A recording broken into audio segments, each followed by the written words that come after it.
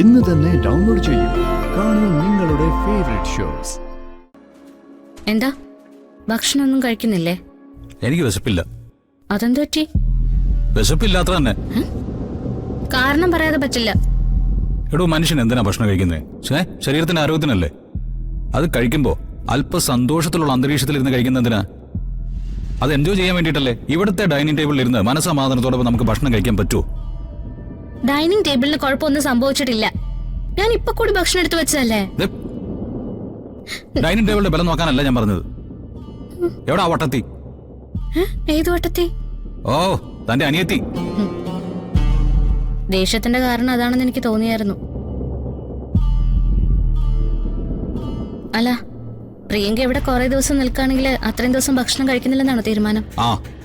അപ്പൊ ചത്തുപോയില്ലേ? ചത്തുപോക്കോട്ടെ. അതെ, വരുൺ ചാവുന്നതിനെ കുറിച്ച് നിസ്സാരമായിട്ട് അങ്ങ് പറയാം. പക്ഷെ എനിക്ക് എന്റെ ഭർത്താവിന്റെ മരണത്തെ കുറിച്ച് നിസ്സാരമായിട്ട് പറയാൻ പറ്റില്ല. എന്നെ താലി കെട്ടിയ ആള് എപ്പോഴും എന്റെ കൂടെ വേണം, ആരോഗ്യത്തോടെ വേണം. അതുകൊണ്ട് വന്ന് ഭക്ഷണം കഴിച്ചോ? എനിക്ക് വേണ്ടെന്ന് പറഞ്ഞില്ലേ, എന്നെ വെറുതെ വിട്ടത്. ദേഷ്യം കാണിച്ച ഒന്നുകിൽ ഞാൻ പേടിച്ച് മുറിക്ക് പുറത്തേക്ക് പോണം, അല്ലെങ്കിൽ ഞാൻ ദേഷ്യം കാണിച്ചും അതേപോലെ മുറിക്ക് പുറത്ത് പോണം, അല്ലേ? രണ്ടിനും എനിക്ക് സൗകര്യമില്ല. ഇയാളെ കൊണ്ടും മനസ്സിന് സുഖമില്ലാത്ത പ്രിയ കണിമംഗലത്തുണ്ടാവുന്നത് ഒരു ചെറിയ കാര്യം മാത്രാ. ആണോ? ഇതിനേക്കാളും വലിയ പ്രശ്നങ്ങളിലൂടെ അല്ലേ നമ്മൾ രണ്ടുപേരും കടന്നുപോയത്. ഒരിക്കലും ഒന്നിക്കില്ല എന്ന് വിചാരിച്ച നമ്മള് ഇപ്പൊ ഒന്നിച്ച് ജീവിക്കുന്നില്ലേ, ഒന്നിച്ച് സ്വപ്നം കാണുന്നില്ലേ? എന്നിട്ടും നമ്മുടെ ജീവിതത്തെ കുറിച്ചൊരു വിശ്വാസം വന്നില്ല അല്ലേ? ഒരു വിശ്വാസക്കുറവിന്റെ ഒന്നും അല്ല, വിഷമമാണ്, ടെൻഷനാണ്.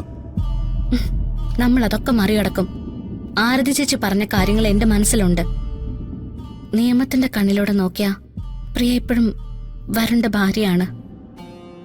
പക്ഷെ ഞാൻ ആ കണ്ണിലൂടെ നോക്കുന്നില്ല. ഞാൻ സ്നേഹത്തിന്റെ കണ്ണിലൂടെയാ നോക്കുന്നത്. അങ്ങനെ നോക്കുമ്പോ വരുൺ എന്റെ ഭർത്താവാ. പ്രിയ ഇവിടെ ഉണ്ടാവുമ്പോ പോലും അങ്ങനെ തന്നെ സ്നേഹിക്കാനും പെരുമാറാനും തന്നെയാ എന്റെ തീരുമാനം. എല്ലാത്തിനും കൂടെ നിൽക്കാന്ന് പറഞ്ഞിട്ട് അവസാനം കൈ ഒഴിഞ്ഞാ ഞാൻ ചതഞ്ഞ ഏതെങ്കിലും മൂലയിൽ കിടക്കും, പണ്ടത്തെ രാധികയെ പോലെ. അത് വേണോ? തന്റെ ഈ കോൺഫിഡൻസ് ലെവൽ കാണുമ്പോ എന്തോ അങ്ങോട്ട് നേരിട്ട് കളയാന്ന് തോന്നുന്നുണ്ട്. എന്നാൽ അത് മാത്രം ചിന്തിച്ചാ മതി. നമുക്കിടയിൽ വേറെ ആരുമില്ല, ഉണ്ടാവാൻ സമ്മതിക്കൂല്ല.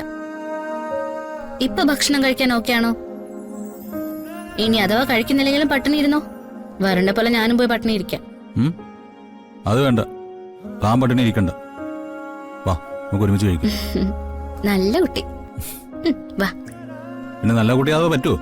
അത്രയും ഭയങ്കര ശിക്ഷണമല്ലേ എനിക്ക് കിട്ടിക്കൊണ്ടിരിക്കുന്നത്. വാ വാ.